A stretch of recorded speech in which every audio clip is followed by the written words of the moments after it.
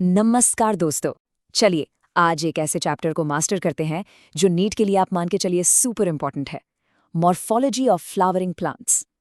हम बिल्कुल जीरो से स्टार्ट करेंगे, जड़ से लेकर तना, पत्ती, फूल, फल और बीज तक। एक एक कॉन्सेप्ट को इतनी गहराई से समझेंगे कि कोई डाउट बचेगा ही नहीं। तो रेडी हो जाइए इस पूरे चैप्टर को आसान बनाने के लिए। Let's begin. तो शुरुआत करते हैं एक बहुत ही फेमस बॉटनिस्ट कैथरीन एसॉय की एक अमेजिंग कोट से। उन्होंने कहा था कि प्लांट्स की दुनिया इतनी विशाल है, उनके स्ट्रक्चर्स इतने अलग अलग हैं कि हमें हमेशा हैरानी होती है। और ये बात बिल्कुल सही है ना? तो चलिए इसी क्यूरियोसिटी के साथ इस फैसिनेटिंग दुनिया में आगे बढ़ते हैं। ओके, तो सबसे पहले ये वर्ड मॉर्फोलॉजी, इसका मतलब क्या है? बिल्कुल सिंपल शब्दों में मॉर्फोलॉजी का मतलब है किसी भी लिविंग ऑर्गेनिज्म के एक्सटर्नल फीचर्स, यानी उसके बाहरी अंगों की स्टडी करना। तो इस चैप्टर में हम फ्लावरिंग प्लांट्स के सारे एक्सटर्नल पार्ट्स को एक एक करके डिटेल में समझेंगे। ठीक है, तो आइए एक प्लांट बॉडी के बेसिक स्ट्रक्चर से शुरू करते हैं। आप किसी भी फ्लावरिंग प्लांट को देख लीजिए, उसको हम दो मेन सिस्टम्स में डिवाइड कर सकते हैं। देखिए, बहुत सिंपल है।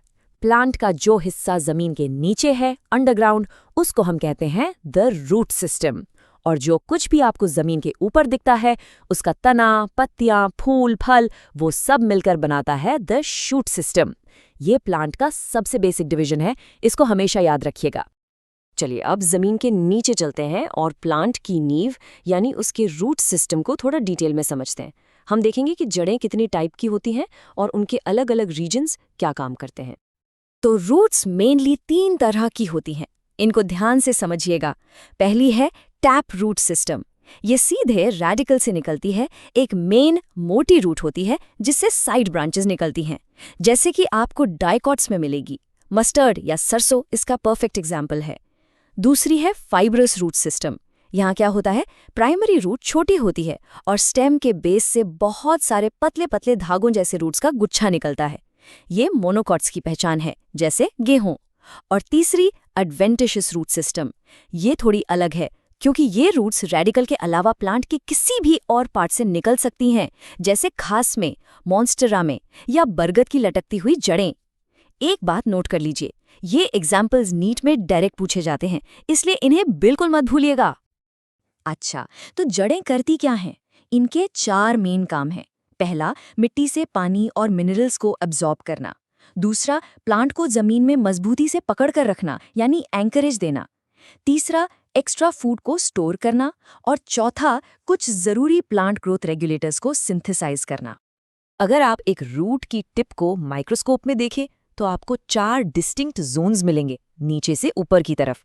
बिल्कुल टिप पे होता है रूट कैप, एक हेलमेट की तरह जो आगे बढ़ती हुई रूट को प्रोटेक्ट करता है। उसके ठीक पीछे है रीजन ऑफ मेरिस्टेमेटिक एक्टिविटी, जहां पर सेल्स बहुत तेजी से डिवाइड करते हैं। फिर आता है रीजन ऑफ इलोंगेशन, यहाँ सेल्स लंबे होते हैं जिससे रूट की लेंथ बढ़ती है। और सबसे ऊपर है रीजन ऑफ मैचुरेशन, यहाँ सेल्स मैच्योर हो जाते हैं और यहीं से निकलते हैं रूट हेयर्स, जिनका मेन काम है वाटर और मिनरल्स एब्जॉर्ब करना। चलिए, रूट सिस्टम तो हो गया। अब जमीन के ऊपर आते हैं और बात करते हैं शूट सिस्टम के 2 बहुत ही इंपॉर्टेंट पार्ट्स की, स्टेम यानी तना और लीफ यानी पत्ती।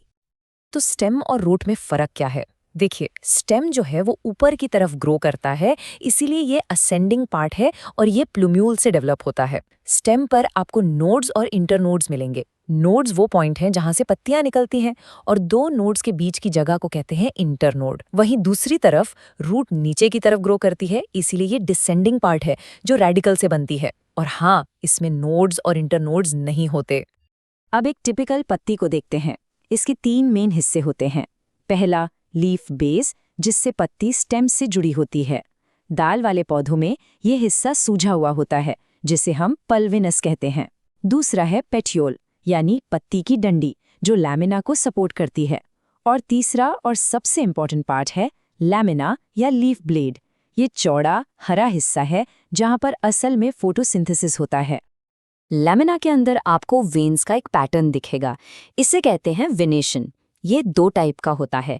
जब वेन्स एक जाल जैसा एक नेटवर्क बनाती हैं तो उसे कहते हैं रेटिकुलेटेड वेनेशन, ये डाइकॉट्स की पहचान है। और जब वेन्स एक दूसरे के पैरेलल चलती हैं उसे कहते हैं पैरेलल वेनेशन, जो कि मोनोकॉट्स का टिपिकल फीचर है। ये डाइकॉट और मोनोकॉट को पहचानने का एक बहुत ही सॉलिड तरीका है। पत्तियां भी दो तरह की होती हैं, सिंपल और कंपाउंड।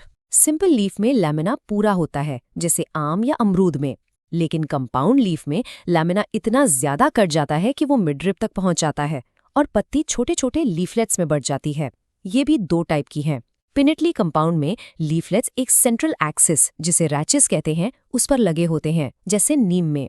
और पामेटली कंपाउंड में सारे लीफलेट्स पीटियोल की टिप पर एक ही पॉइंट से निकले होते हैं, जैसे सिल्क कॉटन ट्री में होता है। नेक्स्ट कॉन्सेप्ट है फाइलोटैक्सी। इसका मतलब है कि स्टेम पर पत्तियां किस पैटर्न में अरेंज है। पहला टाइप है ऑल्टरनेट, जिसमें हर नोड से सिर्फ एक पत्ती निकलती है, एक के बाद एक, जैसे चाइना रोज और सरसों में। दूसरा है ऑपोजिट, जिसमें हर नोड से दो पत्तियां आमने सामने निकलती हैं, जैसे कैलोट्रोपिस और अमरूद में। और तीसरा है वर्ल्ड, जिसमें एक ही नोड से दो से ज्यादा पत्तियां एक चक्कर यानी वर्ल्ड बनाती हैं, जैसे अस्टोनिया में। अब हम आते हैं प्लांट के सबसे खूबसूरत और रिप्रोडक्टिव पार्ट पर, द फ्लावर। लेकिन फ्लावर से पहले हम समझेंगे इनफ्लोरेसेंस, यानी फूलों का अरेंजमेंट। फ्लोरल एक्सिस पर फूल किस तरह लगे हैं उसे इनफ्लोरेसेंस कहते हैं, और ये नीट के लिए एक फेवरेट टॉपिक है। ये दो टाइप का होता है। रेसिमोस में मेन एक्सिस कंटिन्यूसली ग्रो करती रहती है और फूल साइड में लगते हैं, जिसमें नए फूल ऊपर और पुराने नीचे होते हैं। इस ऑर्डर को एक्रोपेटल कहते हैं।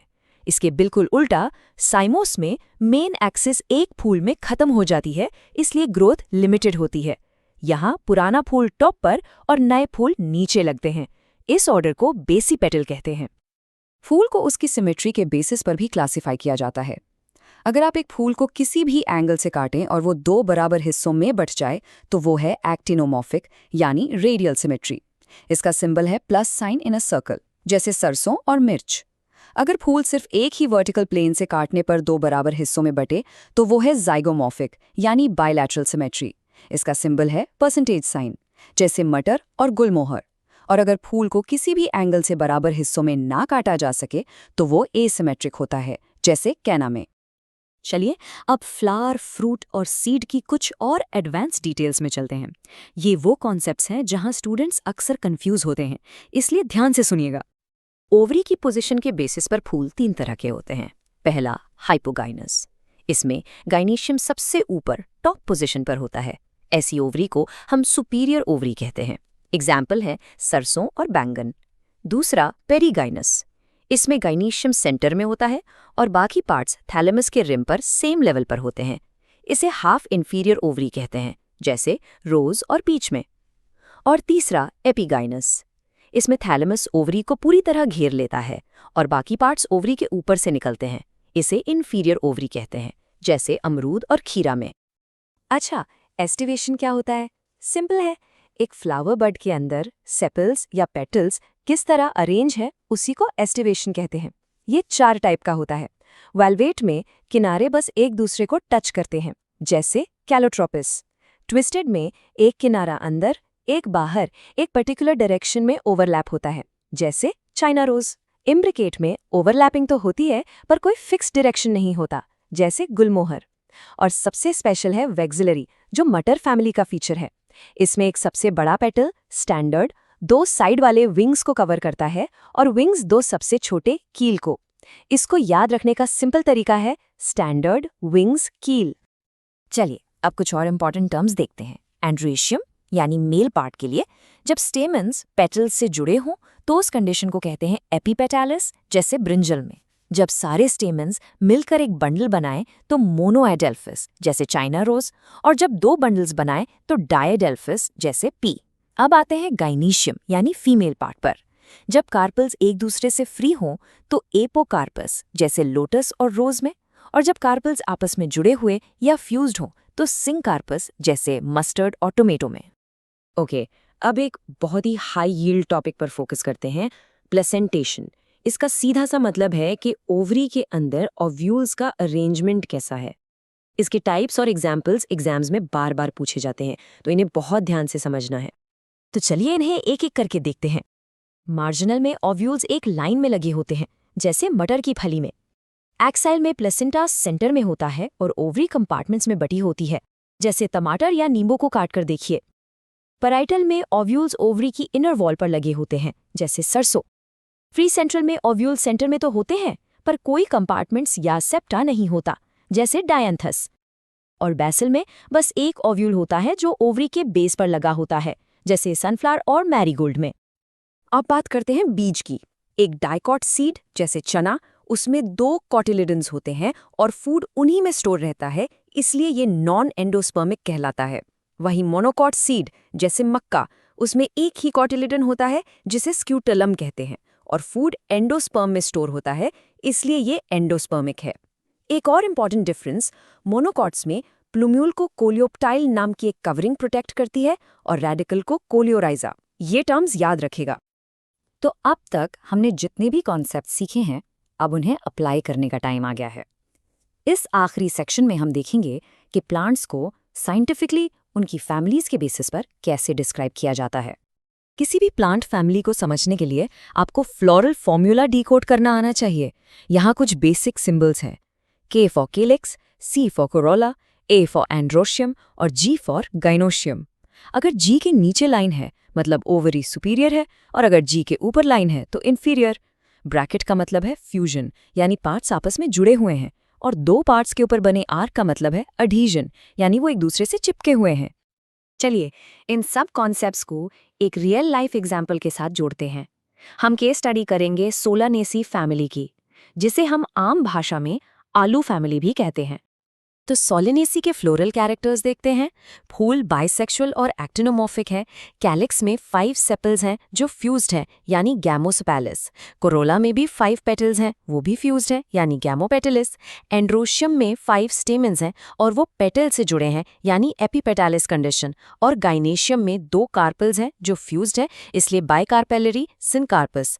ओवरी सुपीरियर है और प्रेजेंटेशन एक्सिल है। देखा आपने कैसे सारे टर्म्स जो हमने पढ़े वो यहाँ एक साथ यूज हो रहे हैं। अब इन सभी फीचर्स को हम एक सिंपल से फॉर्मूला में लिख सकते हैं।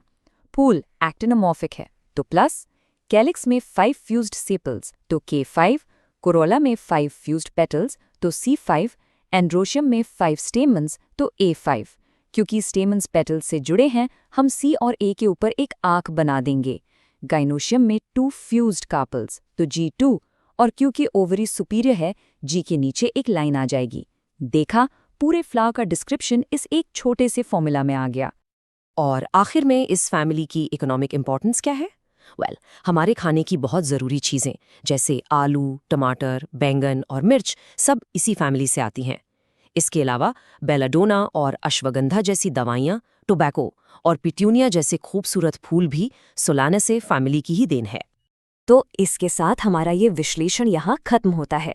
लेकिन जाते जाते आपके लिए एक सवाल, कभी सोचा है कि कैसे सिर्फ एक फूल की एक्सटर्नल स्टडी करके साइंटिस्ट उसकी पूरी फैमिली और उसके लाखों साल पुराने इवोल्यूशनरी इतिहास के बारे में पता लगा लेते हैं?